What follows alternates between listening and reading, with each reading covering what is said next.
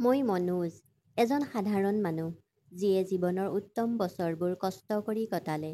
মোৰ বয়সৰ এই পৰ্যায়ত যেতিয়া মই শান্তি আৰু আৰামৰ জীৱন যাপন কৰিব লাগিছিল, তেতিয়াই মোৰ জীৱনত এটা ধুমুহা আহিল। মোৰ 4টা সন্তান, 3টা পুত্ৰ, নবীন, সুমিত আৰু পংকজ, আৰু এগৰাকী কন্যা নাইনা। সিহঁতৰ ভাল লালন পালন আৰু সুখৰ বাবেই গোটেই জীৱনৰ উপাৰ্জন খৰচ কৰিলোঁ। কিন্তু সময়ৰ লগে লগে মই বুজিলোঁ যে হয়তো মোৰ লালন পালন আৰু মৰমত ক'ৰবাত ভুল হ'ল। মোৰ আটাইতকৈ ডাঙৰ অসুবিধা আৰম্ভ হৈছিল যেতিয়া মোৰ পত্নী নিৰ্মলাৰ মৃত্যু হৈছিল। নিৰ্মলা মোৰ বাবে প্ৰতিটো খোজতে সমৰ্থন আছিল যদিও তাই যোৱাৰ লগে লগে মোৰ পৃথিৱীখন ধ্বংস হৈ গ'ল। নিৰ্মলা যোৱাৰ পিছত মোৰ ল'ৰা নবীনৰ লগত এটা দুৰ্ঘটনা সংঘটিত হয় আৰু সিও মোক এৰি এই পৃথিৱীখন এৰি থৈ যায়। পত্নী সুমিত্ৰা বিধৱা হৈ পৰিল, সেয়ে তাই মোৰ লগত থাকিবলৈ আহিছিল। তাৰ 2টা সৰু ল'ৰা ছোৱালী আছিল, ৰাহুল আৰু অদিতি, যাৰ লালন পালনৰ দায়িত্ব এতিয়া মোৰ কান্ধত পৰিল। সুমিত্ৰা আৰু তাইৰ ল'ৰা ছোৱালীৰ যত্ন ল'বলৈ ধৰিলোঁ। সিহঁতৰ প্ৰতি মোৰ মাথো সহানুভূতি আছিল, কাৰণ সুমিত্ৰা পৃথিৱীৰ অসুবিধাৰ সৈতে অকলশৰীয়া আছিল। তাই সাহসেৰে যুঁজি আছিল। মই তাইক আৰু তাইৰ সন্তানক হেৰুৱাই পেলোৱা সকলো সুবিধা আৰু সহায় দিব বিচাৰিছিলোঁ। কিন্তু মোৰ আন 2জনী বোৱাৰী বন্দনা আৰু পল্লৱীয়ে এইটো একেবাৰেই ভাল পোৱা নাছিল। সিহঁতে ভাবিছিল যে মই মোৰ অৱসৰৰ ধন সুমিত্ৰা আৰু তাইৰ সন্তানৰ বাবে খৰচ কৰিম আৰু সিহঁতৰ স্বামী সুমিত আৰু পংকজে একো নাপাব। সিহঁতৰ চকু সদায় সুমিত্ৰাৰ ওপৰত আছিল আৰু যিমান পাৰি সকলো প্ৰকাৰেই তাইৰ বাবে সমস্যাৰ সৃষ্টি কৰিবলৈ চেষ্টা কৰি আছিল। সুমিত্ৰা, যি আগৰে পৰাই দুখী আছিল, ইতিমধ্যে নিজৰ দুখত নিমগ্ন হৈ পৰা সুমিত্ৰাই জায়েকহঁতৰ কথা আৰু আচৰণত আৰু অধিক বিচলিত হৈ পৰিল। মোৰ পত্নীৰ মৃত্যুৰ পিছত সুমিত্ৰাই মোৰ বিশেষ যত্ন ল'বলৈ আৰম্ভ কৰিলে। মোৰ খাদ্যৰ পৰা আৰম্ভ কৰি মোৰ ঔষধলৈকে সকলো যত্ন তাই লৈছিল। তাইৰ সেৱা শুশ্ৰূষাত মোৰ জীয়ৰীৰ দৰে অনুভৱ এটা আহিছিল আৰু তাই লাহে লাহে মোৰ হৃদয়ত নিজৰ বাবে এক বিশেষ স্থান গঢ়ি তুলিছিল। মই তাইৰ ল'ৰা ছোৱালীৰ বাবে খেলনা আৰু কাপোৰ কিনি দিওঁ, যাতে সিহঁতে বহুত সুখী হয়। কিন্তু ঘৰৰ বাকী মানুহবোৰে মোৰ এই কামটো ভাল নাপালে। মোৰ আন বোৱাৰীয়ে প্ৰায়ে উল্লেখ কৰিছিল যে মই মোৰ সঞ্চিত সকলো ধন কিয় সুমিত্ৰা আৰু তাইৰ সন্তানৰ বাবে খৰচ কৰি আছিলোঁ, সিহঁতৰ বাবে একো নাথাকিব বুলি। মই 2জনী বোৱাৰীক বহুবাৰ বুজাবলৈ চেষ্টা কৰিলোঁ যে সিহঁতে ভবাৰ দৰে নহয়, কিন্তু সিহঁতৰ কথাই মোৰ ল'ৰা 2টাকো মোৰ বিৰুদ্ধে উচটনি দিলে। সুমিত আৰু পংকজ মোৰ পৰা আঁতৰি আহিছিল আৰু মোক সন্দেহ কৰিবলৈ ধৰিলে। তেওঁলোকৰ পত্নীসকলে মূৰত মোৰ বিৰুদ্ধে বেয়া ভাৱ ভৰাই দিছিল। এদিন ৰাতি মই মোৰ সমস্যাৰ কথা ভাবি বহি থাকোঁতে হঠাৎ দুৱাৰখন খোল খালে আৰু সুমিত্ৰা সোমাই আহিল। মই কিবা কোৱাৰ আগতেই তাই মোৰ ফালে আগবাঢ়ি আহি ক'লে, "দেউতা, মই জানো আপুনি বৰ্তমান কি অৱস্থাৰ মাজেৰে পাৰ হৈছে, কিন্তু একেবাৰেই চিন্তা নকৰিব, মই আপোনাৰ লগত সদায় আছোঁ আৰু থাকিম।" তাইৰ পৰা এই কথা শুনি মোৰ মনটো অলপ পাতল যেন লাগিল, যেন এটা অতি গধুৰ বোজা আঁতৰ হ'ল। সেই ৰাতিটোৱেই মোৰ জীৱনলৈ এক নতুন দিশ কঢ়িয়াই আনিলে। সুমিত্ৰাই মোক সোঁৱৰাই দিলে যে জীৱনটো এতিয়াও শেষ হৈ যোৱা নাই আৰু আমাৰ জীয়াই থাকিবলৈ এতিয়াও বহুত বাকী আছে। মোৰ ঘৰত সুমিত্ৰা থকাটো মোৰ ল'ৰা বোৱাৰীৰ বাবে সদায় এটা ডাঙৰ বোজা হৈ আহিছিল। সুমিত আৰু পংকজৰ মাজত সুমিত্ৰাৰ লগত এক অদ্ভুত শত্ৰুতা গঢ় লৈ উঠিছিল। তাইৰ প্ৰতিটো কামতে দোষ বিচাৰিছিল, তাইৰ সন্তানক গালি পাৰিছিল আৰু প্ৰায়ে সিহঁতৰ বিৰুদ্ধে কথা কৈছিল। এদিন মই মোৰ ঘৰৰ চোতালত বহি আছিলোঁ, যেতিয়া মোৰ ল'ৰাহঁতে নিজৰ মাজতে মনে মনে কথা পতা শুনিলোঁ। সুমিত্ৰাক এই ঘৰৰ পৰা কেনেকৈ বাহিৰ কৰি দিব পাৰি তাৰ পৰিকল্পনা কৰি আছিল। প্ৰতিটো কথাতে খং উঠা সুমিতে ক'লে, "আমি এই মহিলাগৰাকীক অতি সোনকালে ইয়াৰ পৰা আঁতৰাব লাগিব। তাইৰ কামত দেউতাৰ সকলো পইচা খৰচ হৈ আছে আৰু তাইৰ সন্তানে সুখেৰে জীৱন কটাইছে। যদি আমি একো নকৰোঁ তেন্তে আমাৰ ভাগত একো নাথাকিব।" পংকজেও তাৰ কথাত সন্মতি দি ক'লে, "আপুনি ঠিকেই কৈছে দাদা, এইগৰাকী মহিলা ইয়াত থাকিলে দেউতাই আমাক একো নিদিয়ে। সেইবাবে আমি তাইক এই ঘৰৰ পৰা অতি সোনকালেই উলিয়াই দিয়াৰ উপায় বিচাৰিব লাগিব।" পংকজে ক'বলৈ ধৰিলে, "আমি কিবা এটা বুদ্ধি সাজিব লাগিব যাৰ দ্বাৰা সুমিত্ৰাই নিজেই এই ঘৰৰ পৰা ওলাই যাবলৈ বাধ্য হয়। এই সকলোবোৰ শুনি মোৰ মনটো দুখত ভাঙি পৰিল। মোৰ নিজৰ পুত্ৰই মোৰ বিৰুদ্ধে ষড়যন্ত্ৰ কৰিছিল আৰু তাৰ কাৰণ আছিল সেই বেচেৰী বিধৱা ছোৱালীজনী, যি নিজেই ইমান বিপদত পৰিছিল। মই জানিছিলোঁ যে সুমিত্ৰাক যদি এই ঘৰৰ পৰা বাহিৰ কৰি দিয়া হয় তেন্তে তাইৰ কোনো আন আশ্ৰয় নাথাকিব, কাৰণ তাইৰ মাক দেউতাকো এই পৃথিৱীত আৰু নাই। তাই মোৰ স্বৰ্গীয় পুত্ৰৰ একমাত্ৰ চিন আছিল। মই সিদ্ধান্ত লৈছিলোঁ যে সুমিত্ৰাৰ বাবে সম্ভৱপৰ প্ৰতিটো পদক্ষেপ ল'ম। মই মোৰ ল'ৰাকেইটাক মোৰ কোঠালৈ মাতিলোঁ আৰু সিহঁতৰ লগত মুকলিকৈ কথা পাতিলোঁ। এই সকলোবোৰৰ পৰা তোমালোকে কি পাবা বুলি ভাবিছা? খঙেৰে সুমিতে উত্তৰ দিলে, দেউতা, আপুনি আমাৰ কথা চিন্তা নকৰে। আপোনাৰ সকলো মনোযোগ সুমিত্ৰা আৰু তাইৰ ল'ৰা ছোৱালীৰ ওপৰত, কাৰণ আমিও জীৱনটো ভালকৈ কটাব লাগিব। যদি সকলো টকা সুমিত্ৰাৰ বাবে খৰচ হয় তেন্তে আমাৰ বাবে কি বাকী থাকিব? মই সুমিতক সুধিলোঁ, তোমালোকে বুজিব লাগে যে সুমিত্ৰাৰ এই পৃথিৱীত কোনো নাই। তাই তোমাৰ ভাইৰ পত্নী নহয় জানো? মই যদি তাইৰ আৰু নাতি দুটাৰ যত্ন নলওঁ তেন্তে এই বেচেৰী ছোৱালীজনী কলৈ যাব? তোমালোকে তাইক আৰু তাইৰ সন্তানৰ লগত যি কৰি আছা সেয়া ভুল। পংকজে লগে লগে হস্তক্ষেপ কৰি ক'লে, দেউতা, আমি উপলব্ধি কৰিছোঁ যে সুমিত্ৰাৰ অৱস্থা ভাল নহয়, কিন্তু আপুনিও আমাক আওকাণ কৰা উচিত নহয়। আমি আপোনাৰ ল'ৰা, আৰু আপোনাৰ টকা পইচাৰ ওপৰত আমাৰো অধিকাৰ আছে। পংকজৰ কথা শুনি মই দীঘলকৈ উশাহ এটা লৈ ক'লোঁ, তোমালোক মোৰ ল'ৰা, আৰু মই তোমালোক সকলোকে সমানে ভাল পাওঁ, কিন্তু সুমিত্ৰাক এই ঘৰৰ পৰা যাবলৈ নিদিওঁ। তাইৰ বাবে এই ঘৰটোৱেই শেষ সহায়। যদি মোৰ সিদ্ধান্ত তোমালোকৰ কোনো আপত্তি আছে তেন্তে তোমালোকে নিজৰ বাবে আন এটা পথ বাছি লোৱা, কিন্তু সুমিত্ৰা মোৰ লগত এই ঘৰত থাকিব। মোৰ এই সিদ্ধান্তৰ বাবেই ঘৰৰ পৰিৱেশ আৰু অধিক উত্তেজিত হৈ পৰিল। খং এতিয়া পুত্ৰ বোৱাৰীৰ মুখত স্পষ্টকৈ দেখা গ'ল। প্ৰতিদিনে কোনোবা নহয় কোনোবা বিষয়ক লৈ ঘৰত কিবা নহয় কিবা বিসংগতি বা কাজিয়া হৈছিল। কেতিয়াবা ডিনাৰ টেবুলত সৰু সৰু কথাত ঠাট্টা মস্কৰা কৰা হৈছিল, কেতিয়াবা কোনো অজুহাতত সুমিত্ৰাক অপমান কৰাৰ চেষ্টাও কৰা হৈছিল। এই পৰিৱেশত অত্যধিক মানসিক চাপৰ বলি হৈছিল সুমিত্ৰা। তাই বাৰে বাৰে নিজৰ সন্তানৰ ফালে আৰু তাৰ পিছত মোৰ ফালে চাবলৈ ধৰে, আৰু তাইৰ চকুত এটা অজান আতংকৰ প্ৰতিফলন হৈছিল। কিন্তু তাই আৰু তাইৰ সন্তানৰ বাবে মই নিজকে দিয়া প্ৰতিশ্ৰুতি পূৰণ কৰিবলৈ মই দৃঢ় প্ৰতিজ্ঞ আছিলোঁ। এদিন ঘৰৰ পৰিৱেশ অত্যন্ত বেয়া হৈ পৰাত পংকজে চোকা সুৰত সুমিত্ৰাক ক'লে, তুমি ইয়াৰ পৰা আঁতৰি কিয় নোযোৱা? তোমাৰ এই ঘৰত আৰু ঠাই নাই। এই কথা শুনি সুমিত্ৰাৰ মুখখন দুখী হৈ পৰিল আৰু চকুত চকুলো ওলাই আহিল। এই সকলোবোৰ সহ্য কৰিব নোৱাৰি মই পংকজক কঠোৰভাৱে ক'লোঁ, এইটো কি আজে বাজে কথা কৈছা? সুমিত্ৰাৰ লগত এনেকৈ কথা পতাৰ সাহস কেনেকৈ পালা? তাই মোৰ বোৱাৰী, আৰু লগতে এই ঘৰৰ এটা অংশ, ঠিক তোমালোকৰ দৰে, আৰু তাই সদায় ইয়াতেই থাকিব। মোৰ বক্তব্যত পংকজ নিমাত হৈ পৰিল, কিন্তু তাৰ চকুত খং তেতিয়াও স্পষ্টকৈ দেখা গ'ল। ঘৰৰ পৰিস্থিতি দিনক দিনে বেয়া হৈ আহিছিল, কিন্তু মই সিদ্ধান্ত লৈছিলোঁ যে যিয়েই নহওক মই সুমিত্ৰা আৰু তাইৰ সন্তানক এৰি নাযাওঁ। এতিয়া প্ৰতিদিনেই সুমিত্ৰাৰ লগত এটা নতুন পৰীক্ষাৰ আৰম্ভ হৈছিল। মোৰ বোৱাৰীৰ কথা আৰু আচৰণে সুমিত্ৰাৰ ওপৰত গভীৰ প্ৰভাৱ পেলাইছিল। এই সকলোবোৰ পৰিস্থিতিৰ সন্মুখীন হ'ল তথাপিও তাই সাহসেৰে আছিল, কিন্তু এতিয়া তাই লাহে লাহে দুৰ্বল হৈ আহিছিল। এদিন ব্ৰেকফাষ্টৰ সময়ত ডাঙৰ বোৱাৰীৰ কঠোৰ কথাৰ মুখামুখি হ'লত সুমিত্ৰাই মনে মনে উঠি নিজৰ কোঠালৈ গ'ল। ইতিমধ্যে তাইৰ স্বাস্থ্যৰ অৱস্থা বেয়া হৈ আহিছিল আৰু অহৰহ ঠাট্টা মস্কৰাবোৰে তাইৰ স্বাস্থ্য আৰু অৱনতি ঘটাবলৈ ধৰিলে। সন্ধিয়ালৈকে তাইৰ অৱস্থা বেয়া হৈ গ'ল। তীব্ৰ জ্বৰ আৰু দুৰ্বলতাৰ বলি হৈ পৰিছিল তাই।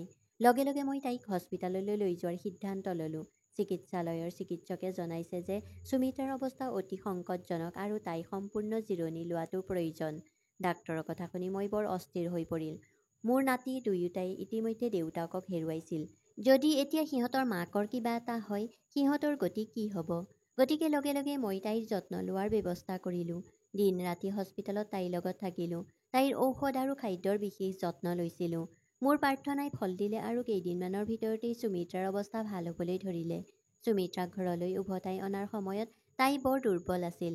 তাইৰ অৱস্থা এনেকুৱা আছিল যে বিচনাৰ পৰাও উঠিব পৰা নাছিল। তাইৰ কোঠাত সৰু বিচনা এখন থৈ তাইৰ বিচনাৰ কাষতেই বহি মই যত্ন ল'বলৈ ধৰিলোঁ। মই নিজেই তাইক খুৱাইছিলোঁ, ঔষধ দিছিলোঁ আৰু গোটেই ৰাতি তাইৰ যত্ন লৈছিলোঁ। সুমিত্ৰা যি নিজৰ দুখৰ পৰা মুক্ত হোৱা নাছিল, একে সময়তে তাই এই ৰোগৰ সৈতেও যুঁজি আছিল, আৰু লাহে লাহে তাইক সুস্থ যেন দেখাবলৈ ধৰিলে। মোৰ সেৱা আৰু যত্নে তাইৰ কঠিন সময়ত প্ৰয়োজনীয় সহায় কৰিছিল। কেইদিনমানৰ ভিতৰতেই তাইৰ মুখত যেন সেই পুৰণি উজ্জ্বলতা ঘূৰি আহিবলৈ ধৰিলে। কিন্তু পৰিয়ালৰ বাকীসকলে এই সকলোবোৰ সহ্য কৰিব নোৱাৰিলে। সুমিতৰ পত্নী বন্দনা সদায় সুযোগৰ সন্ধানত আছিল। মোৰ আৰু সুমিত্ৰাৰ তথ্য তাই ফোনত আবদ্ধ কৰিলে।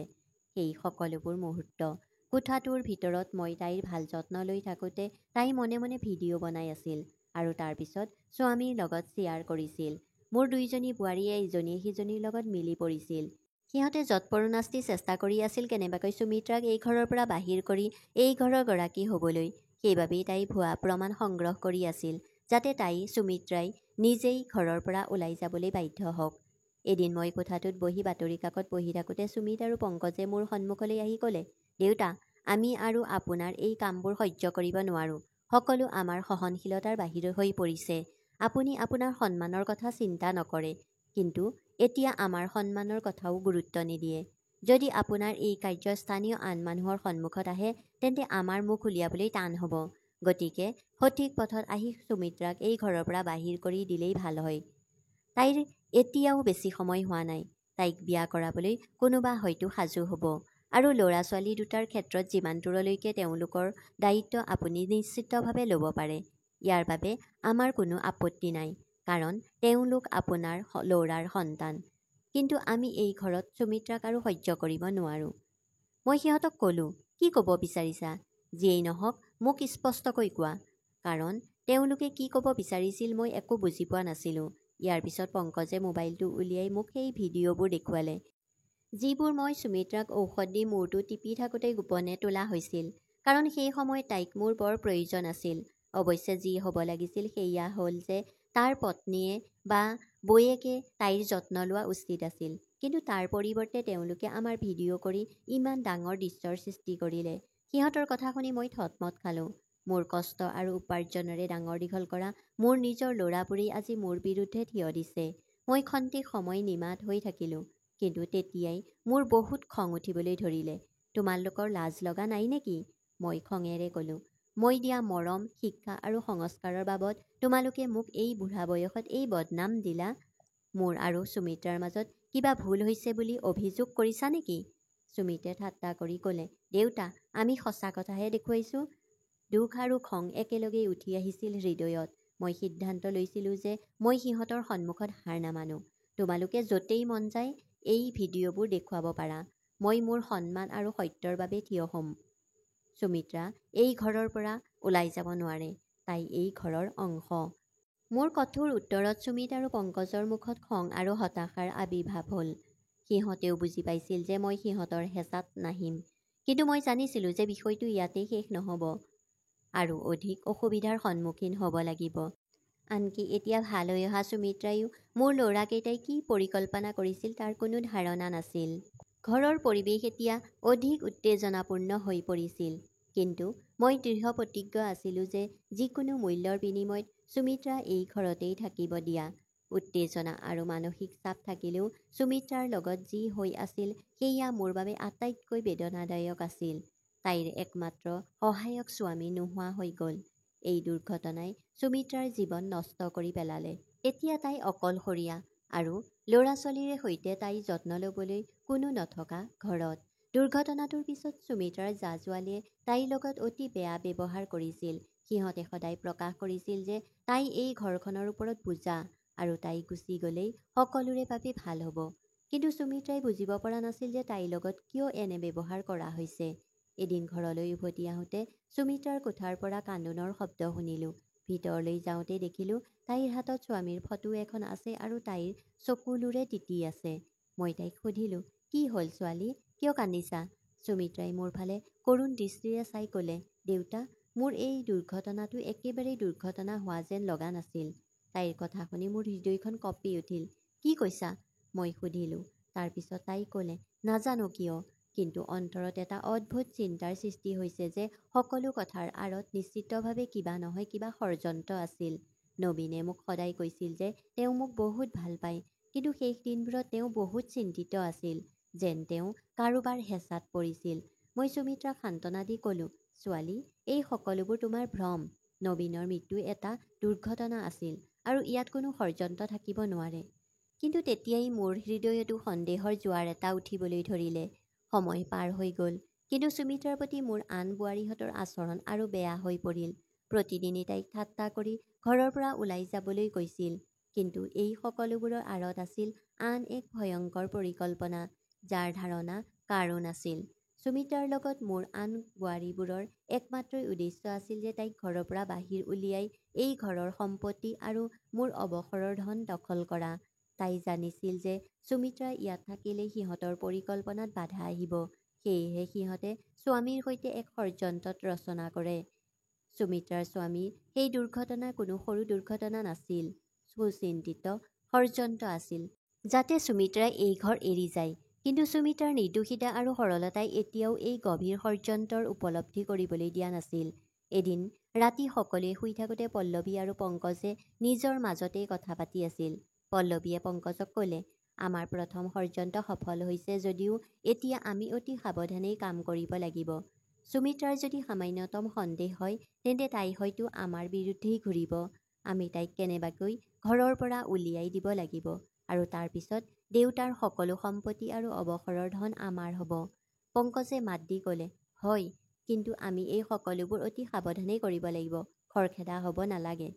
মই এই সকলোবোৰ কথা সহ্য কৰোঁ আৰু আওকাণ কৰোঁ, কিন্তু এতিয়া এই সকলোবোৰ সুমিত্ৰাৰ বাবে অসহ্যকৰ হৈ পৰিছিল। এদিন ঘৰলৈ আহোঁতেই মোৰ সন্মুখত সুমিত্ৰা আহিল। তাইৰ দুচকুত এক অদ্ভুত ভাগৰুৱা ভাৱ। তাই ক'লে, দেউতা, মই এতিয়া এই ঘৰত আৰু থাকিব নোৱাৰোঁ। প্ৰতিদিনে মোক ঠাট্টা মস্কৰা কৰা হয়। মই সিদ্ধান্ত লৈছোঁ যে মই নিজাববীয়াকৈ এটা কাম কৰি ল'ৰা-ছোৱালীক খুৱাম, কাৰো দয়া নোহোৱাকৈ। গতিকে এতিয়া অনুগ্ৰহ কৰি আমাক এই ঘৰৰ পৰা যাবলৈ দিয়ক। তাইৰ এই কথা শুনি মোৰ হৃদয়খন যেন ফাটি গ'ল। মোৰ নিজৰ ছোৱালীৰ দৰে বোৱাৰীয়ে এই ঘৰ এৰি যাবলৈ দিয়াটো মোৰ বাবে বৰ কঠিন হৈ পৰিছিল। মই ক'লো, ছোৱালী, তুমি কলৈকো যোৱাৰ প্ৰয়োজন নাই। এই ঘৰখন তোমাৰ আৰু তুমি সদায় ইয়াতেই থাকিবা। আৰু কিবা কাম কৰিব বিচাৰিলে মই তোমাক সহায় কৰিম, কিন্তু এই ঘৰ এৰি যোৱাৰ কথা নক'বা। সুমিত্ৰাই মোৰ কথা শুনিলে, কিন্তু তাইৰ মুখত অশান্তিৰ সৃষ্টি হৈছিল। দেউতা, মই আপোনাক বহুত সন্মান কৰোঁ, কিন্তু মই ইয়াত থাকিব নোৱাৰোঁ।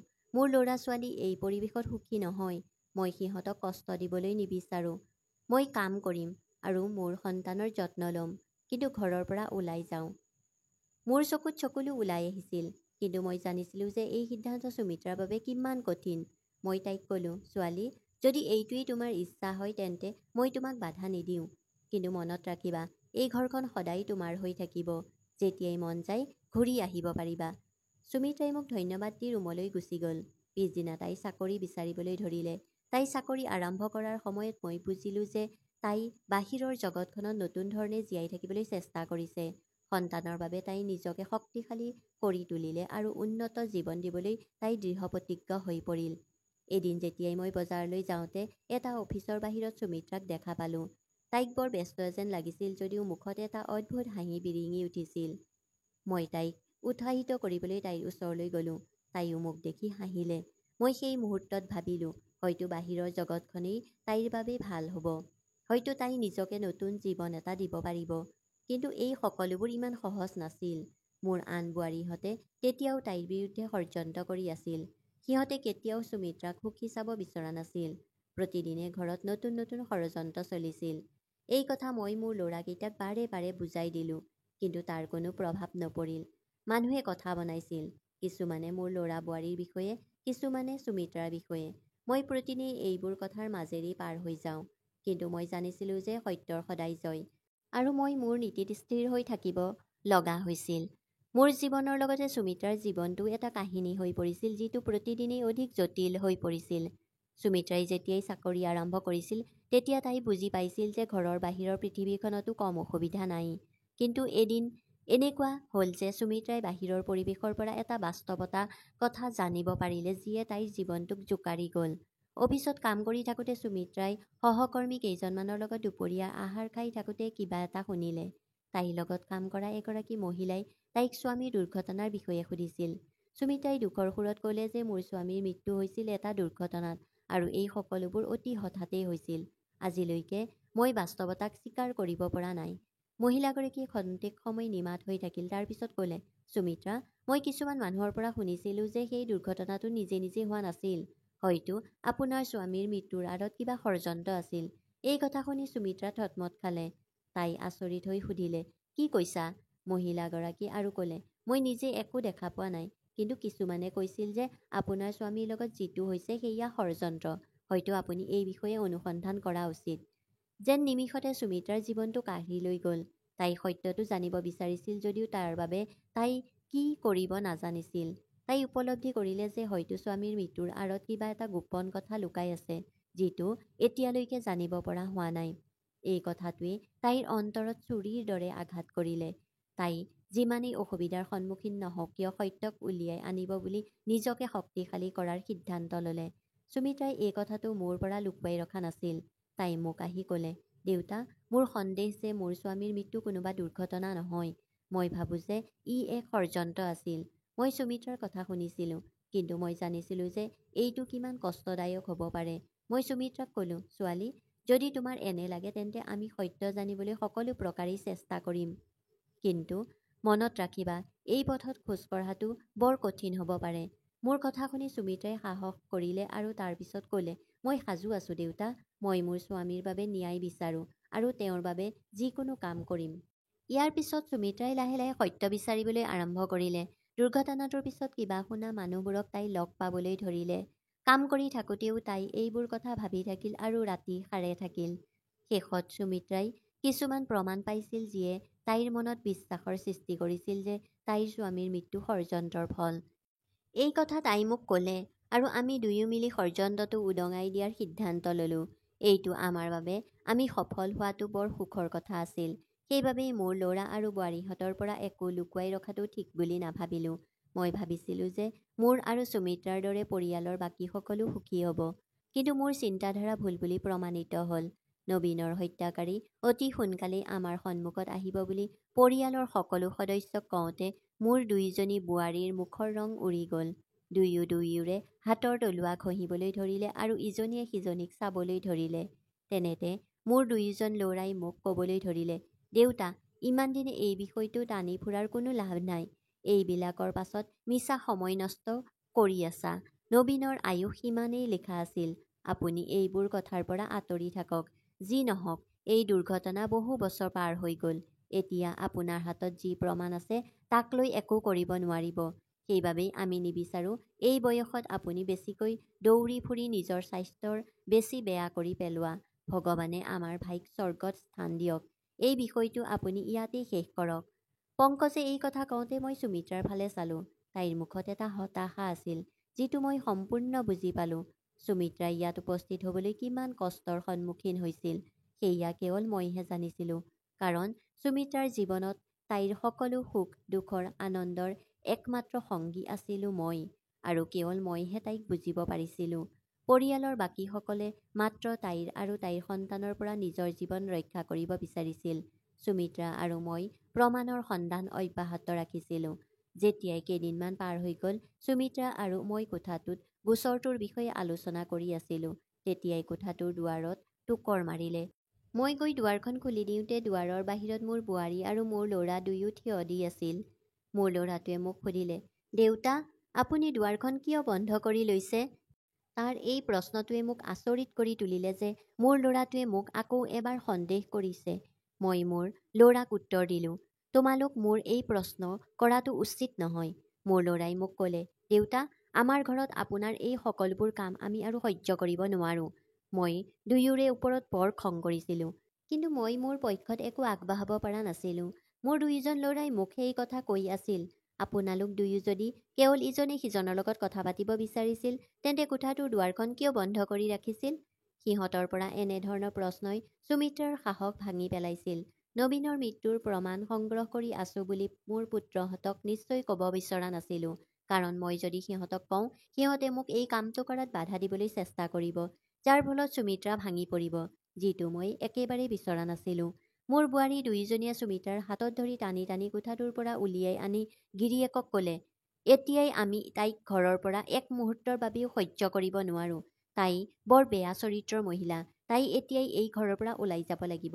সুমিত্ৰাৰ চকুৰ পৰা সৰি পৰা প্ৰতিটো চকুলোৰেই এই কথাৰ সাক্ষ্য দিছিল যে সুমিত্ৰা বেয়া চৰিত্ৰৰ নহয়, বিশুদ্ধ ছোৱালী।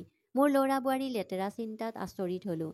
মই তাইক ক'লোঁ, হয়, আজিৰ পিছত সুমিত্ৰাই এই ঘৰত নাথাকিব। গতিকে সুমিত্ৰাই মোৰ ফালে আচৰিত হৈ চালে। তেতিয়া মই ক'লোঁ, সুমিত্ৰাৰ লগতে ময়ো এই ঘৰৰ পৰা ওলাই যাম। সুমিত্ৰাৰ মূৰত হাত ফুৰাই তাৰপিছত তাইৰ ল'ৰা ছোৱালীক হাতত ধৰি ল'লোঁ। আমি ঘৰৰ পৰা কোনো অত্যাৱশ্যকীয় বস্তু নিনি ঘৰৰ পৰা ওলাই আহিলোঁ। মই জানিছিলোঁ যে মোৰ ল'ৰাবোৰে মোৰ উপাৰ্জন খায়, সেইবাবেই মোৰ অবিহনে সিহঁতে থাকিব নোৱাৰে আৰু নিজেই মোৰ ওচৰলৈ আহি ক্ষমা খুজিব। সুমিত্ৰাই মোক ক'লে, দেউতা, আপুনি ঘৰৰ পৰা ওলাই যাব নালাগে। মোৰ বাবেই আপোনাৰ বিৰুদ্ধে এনে নিকৃষ্ট অভিযোগ উত্থাপন হোৱাত মই বৰ দুখ অনুভৱ কৰিছোঁ। আপোনাৰ জীৱনটো মই বৰ কঠিন কৰি দিছোঁ। আপুনি মোক যাবলৈ দি নিজেই ঘৰলৈ উভতি যাওক। কিন্তু মই মোৰ কৰ্তব্যৰ পৰা পিছুৱাই নাযাওঁ। সুমিত্ৰা এতিয়া মোৰ কৰ্তব্য হৈ পৰিছিল, কাৰণ মোৰ ল'ৰাটো আৰু এই পৃথিৱীত নাছিল। সেয়ে তাই আৰু তাইৰ সন্তানৰ দায়িত্ব এতিয়া মোৰ কান্ধত আছিল। মই গোটেই জীৱন প্ৰতিটো দায়িত্ব পালন কৰি আহিছিলোঁ। গতিকে এই দায়িত্বৰ পৰা মই কেনেকৈ পিছুৱাই যাম, যিহেতু এতিয়া ময়েই সুমিত্ৰাৰ একমাত্ৰ সমৰ্থন। ভাড়াত ঘৰ এটা লৈছিলোঁ, য'ত মই সুমিত্ৰা আৰু তাইৰ সন্তানৰ লগত থাকিবলৈ আৰম্ভ কৰিছিলোঁ। মাত্ৰ কেইদিনমান পাৰ হৈ গ'ল যেতিয়া সুমিত আৰু পংকজ দুয়োজনেই মোৰ ওচৰলৈ ক্ষমা খুজিবলৈ আহিছিল। সিহঁতে কিহৰ বাবে ক্ষমা খুজিবলৈ আহিছিল মই ভালদৰেই বুজি পাইছিলোঁ। সিহঁতে মোৰ টকাক ভাল পাইছিল, মোক নহয়। মই সিহঁতক দেউতাক আছিলোঁ, কিন্তু সিহঁতে পত্নীৰ নিৰ্দেশত মোৰ বিৰুদ্ধে কৰা লেতেৰা অভিযোগ মই কেতিয়াও পাহৰিব নোৱাৰোঁ। সুমিত্ৰাই মোক বুজাই ক'লে, দেউতা, আপুনি ঘৰলৈ উভতি যাওক। মই এই ঘৰত অকলেই থাকিম। কিন্তু সুমিত্ৰাৰ এই কথা মই মানি ল'ব পৰা নাছিলোঁ। মই মোৰ ল'ৰাকেইটাক ঘূৰাই পঠাই দিলোঁ। এদিন ল'ৰা ছোৱালীকেইটাক স্কুলত নমাই মই আৰু সুমিত্ৰাই ঘৰৰ সা সামগ্ৰী কিনিবলৈ বজাৰলৈ গৈ থাকোঁতে নবীনৰ অফিচত কাম কৰা চকীদাৰজনক দেখা পালোঁ। তেওঁ আমাৰ খা খবৰ লৈ সুমিত্ৰাৰ ফালে ঘূৰি চাই ক'লে, সুমিত্ৰা বিধৱাৰ অৱস্থা দেখি মোৰ বৰ দুখ লাগিছে। তাইৰ লগত এক বৃহৎ অন্যায় হৈছে। তেতিয়াই তেওঁ মোক ক'লে, মনোজ ভাই, আপুনি এটা ডাঙৰ ভুল কৰিলে। নবীনৰ হত্যাকাৰীক শাস্তি দিয়াৰ বাবে আপুনি সামান্যতম চেষ্টাও কৰা নাছিল। এই চহৰৰ কুখ্যাত গুণ্ডা আছিল, যিয়ে অলপ টকাৰেই যিকোনো কাম কৰিব পাৰিছিল। যদি আপুনি তেওঁলোকক থানালৈ লৈ গ'লহেঁতেন, তেন্তে তেওঁলোকেই লগে লগে অপৰাধ স্বীকাৰ কৰিলেহেঁতেন আৰু আনকি সেই ব্যক্তিজনকো শাস্তি দিব পাৰিলেহেঁতেন। এই সকলোবোৰৰ পাছত কোন মানুহ আছিল? কিন্তু আপুনি সকলোৱে দুৰ্ঘটনা বুলি মানি লৈ মনে মনে থাকিল। এইটো কোনো দুৰ্ঘটনা নাছিল। তেওঁৰ সকলো কথা শুনি মই ক'লোঁ, সেই সময়ত তুমি কিয় মনে মনে আছিলা? এতিয়া যদি অলপমানো প্ৰমাণ পাওঁ এই সকলোবোৰ কোনে কৰিছে, মই তেওঁক কেতিয়াও ক্ষমা নকৰোঁ। সুমিত্ৰা আৰু তাইৰ সন্তানৰ জীৱন ধ্বংস কৰা মোৰ বাৰ্ধক্যৰ সহায়ৰ পৰা মোক কাঢ়ি লোৱা ব্যক্তিজনক মই নিশ্চয় শাস্তি দিম। মই এতিয়া উপলব্ধি কৰিছোঁ যে নবীনৰ মৃত্যু কোনো দুৰ্ঘটনা নহয়, সুপৰিকল্পিত ষড়যন্ত্ৰ আছিল। মই চকীদাৰজনক সুধিলোঁ, আপুনি সেই সময়ত তাত কাম কৰি আছিল, মোক সহায় কৰিব পাৰিবনে? তেওঁ ক'লে, মনোজ ভাই, নবীন চাহাবৰ মৃত্যুৰ পিছত মই সেই চাকৰিটো এৰি দিছোঁ। ইয়াৰ পিছত মোৰ তালৈ যাবলৈ মন নগ'ল। মোৰ হাতত কোনো সুনিৰ্দিষ্ট প্ৰমাণ নাই। কিন্তু হয়, সেইদিনা অফিচৰ CCTVৰ কেমেৰাত কিছুমান ভিডিঅ' আছে, যেতিয়াই নবীন চাহাবৰ মৃত্যু হৈছিল। ইচ্ছা কৰিলে মই আপোনাক দিব পাৰোঁ। মই ক'লোঁ, হয়, অৱশ্যে তাৰ মাজত কিছুমান ক্লু পোৱা যাব পাৰে। পিছদিনা চকীদাৰজনে মোৰ ঘৰলৈ আহি মোক পেন ড্ৰাইভ এটা দিলে, য'ত সকলো ৰেকৰ্ডিং আছিলে। সেই পেন ড্ৰাইভটো সুমিত্ৰাৰ লেপটপত সুমুৱাই দিলোঁ। ভিডিঅ'টো বজাৰ লগে লগে স্ক্ৰীণত নবীনৰ মুখখন দেখা গ'ল। তাক দেখি মই নিজকে ৰখাব নোৱাৰিলোঁ আৰু চকুৰ পৰা চকুলো বৈ আহিবলৈ ধৰিলে। মোৰ সৰু ল'ৰা, মোৰ সাহসী পুত্ৰই ভিডিঅ'টোত ঘূৰি ফুৰিছিল, মানুহৰ লগত হাঁহি হাঁহি কথা পাতি আছিল। নবীনে সদায় হাঁহি হাঁহি কথা পাতিছিল। তাৰ মুখত খং বা ক্ষোভ মই কেতিয়াও দেখা নাছিলোঁ। মোৰ কান্ধত হাত থৈ সুমিত্ৰাই মোক সান্তনা দিলে। তাই ক'লে, দেউতা, এতিয়া আমি নিশ্চয় নবীনৰ হত্যাকাৰীৰ ওচৰ পাম। আমি নিশ্চয় ন্যায় পাম। সুমিত্ৰাক ক'লোঁ, ছোৱালী, মই এজন বুঢ়া মানুহ। তোমাৰ সমৰ্থন নহ'লে মই কেতিয়াও এই যুদ্ধ কৰিব নোৱাৰিলোহেঁতেন। তাৰ পিছত আমি এটা ভিডিঅ'ত দেখিলোঁ যে কিছুমান মানুহে নবীনৰ লগত কথা পাতি আছে। তেওঁলোকে তেওঁক টেৰেছলৈ লৈ যাবলৈ কৈ আছিল। নবীনৰ অফিচৰ বিদ্যুৎ তাঁৰবোৰৰ এটা দোষ আছিল, যাৰ বাবে নবীনে নিজেই লাইনমেন মাতিছিল সেইটো ঠিক কৰিবলৈ। নবীন ছাদত উঠি যাওঁতে আৰু কেইজনমান মানুহ আহি নবীনৰ কথা সুধিবলৈ ধৰিলে। নবীন চাহাবে আমাক বিদ্যুৎ ঠিক কৰিবলৈ ফোন কৰিছে। কিন্তু নবীন ইতিমধ্যে কিছুমান মানুহৰ লগত ছাদলৈ গৈছিল। তেতিয়াই তেওঁলোক কোন আছিল? কোনেও বিশেষ গুৰুত্ব নিদি ছাদলৈ পঠিয়াই দিলে। ছাদত উপস্থিত হোৱাৰ লগে লগেই কিছু সময়ৰ পাছত সিহঁতে চিঞৰি নামি আহিল। নবীন চাহাবৰ মৃতদেহটো টেৰেছত পৰি আছে। গোটেই অফিচটোত হুলস্থুলৰ সৃষ্টি হ'ল। জানিব পৰা মতে কাৰেণ্ট লাগি নবীনৰ মৃত্যু হয়। সকলোৱে ধৰি লৈছিল যে ই এক দুৰ্ঘটনা।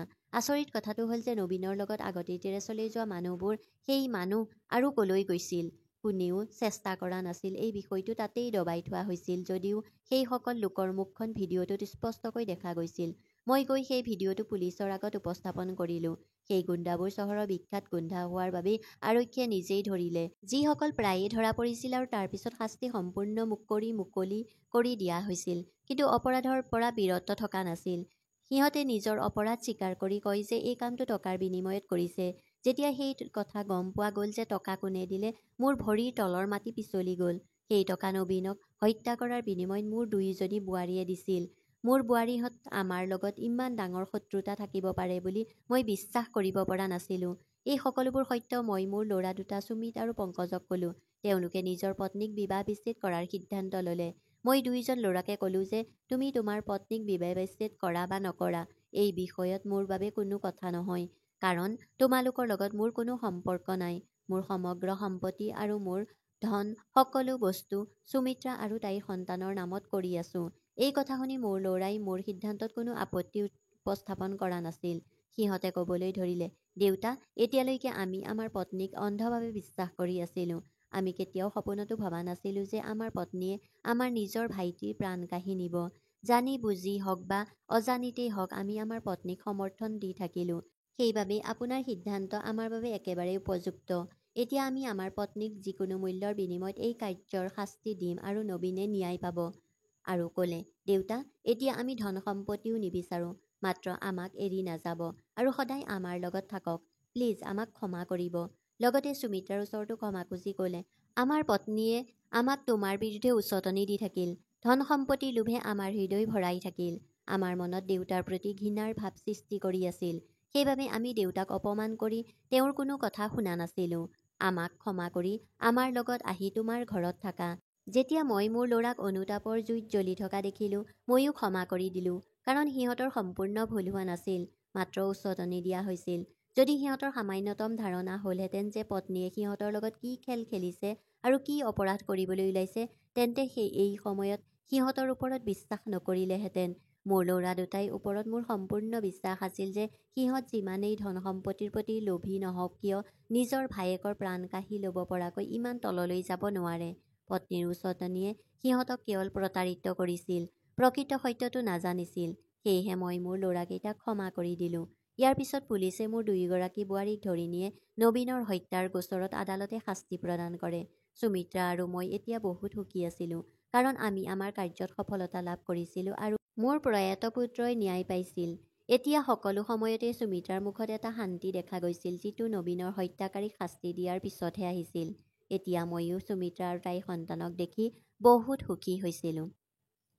বন্ধু বান্ধৱীসকল, কাহিনীটো শুনি ভাল লাগিলে লাইক কৰিব, শ্বেয়াৰ কৰিব আৰু চেনেলটো ছাবস্ক্ৰাইব কৰিবলৈ নাপাহৰিব। ধন্যবাদ।